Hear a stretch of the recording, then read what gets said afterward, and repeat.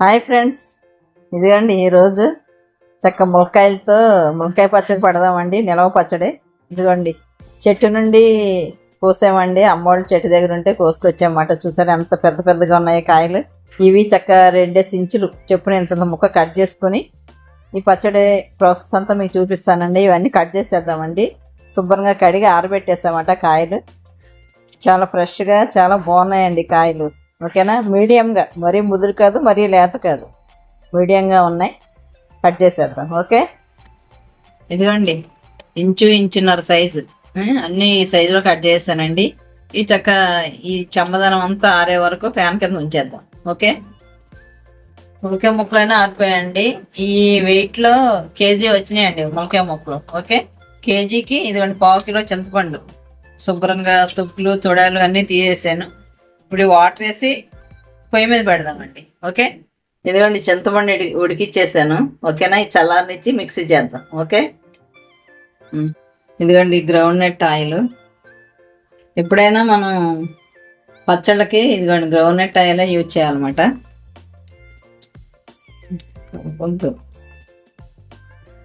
Oil heat నుంచి ములక్కాయలు వేసేద్దాం. మీడియం ఫ్లేమ్లో పెట్టుకుని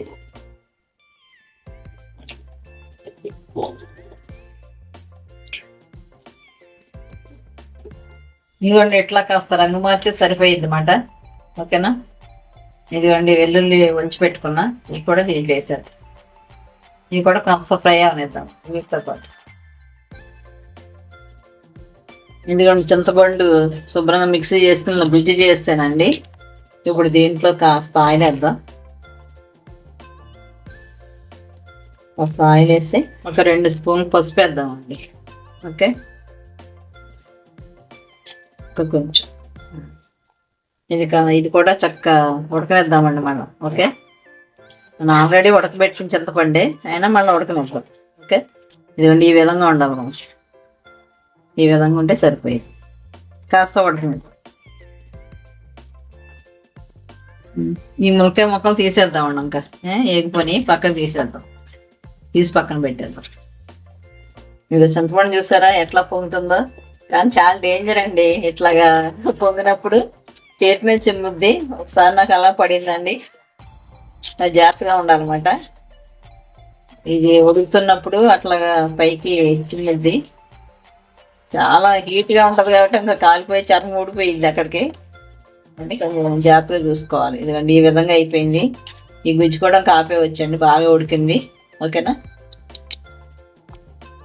మెంతులండి, అసలు మెంతులు ఒక 2 స్పూన్లు వేద్దాం. అట్లాగే ఆవాలండి, ఆవాలు ఒక 3 స్పూన్లు వేద్దాం.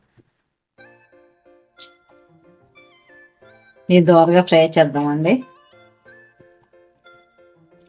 చూడండి కేజీ ములక్కాయలకి 125 గ్రాములు సాల్ట్ తీసుకున్నానండి. ఓకే,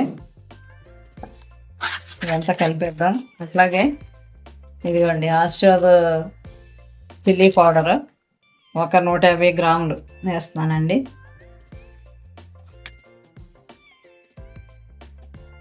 మనం తినే కారం బట్టి కావాలంటే వేసుకోవచ్చు. ఇది పర్ఫెక్ట్గా సరిపోయింది. అయినా నేను ఒక స్పూను ఆపుతున్నానండి. ఓకేనా, ఇదంతా కలిపేద్దాం. అట్లాగే ఇదిగోండి మెంతులు ఆవాలు పౌడర్ చేసాం కదా, ఇవి కూడా వేసాను.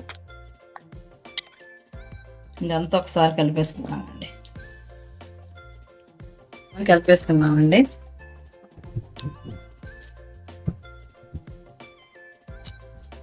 అసలు ఈ ములక్కాయ పచ్చడి చాలా టేస్టీగా ఉంటుంది ఫ్రెండ్స్. ఓకేనా, తప్పకుండా ఈ విధంగా చేసుకోండి.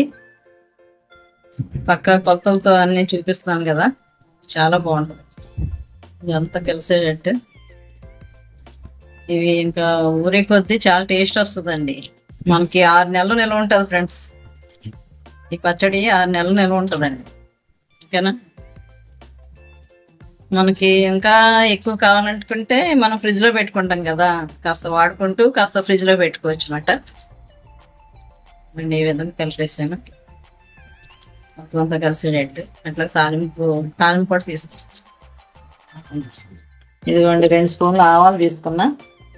ఆవు చిట్టుపడి మొదలుద్దామండి. మునక్కాయలు వేపిన నూనె మాట ఇది, ఓకేనా? దాంట్లోనే వేసేద్దామండి. అట్లాగే ఒక స్పూన్ జీలకర్ర వేస్తున్నా. నాకు 4 ఎండుమిర్చి తుంచుకున్నాను, కూడా వేసేటప్పుడు. ఇంగువ ప్రతి పచ్చడిలోకి మంచి ఫ్లేవర్ వస్తుంది అన్నమాట. ఓకే,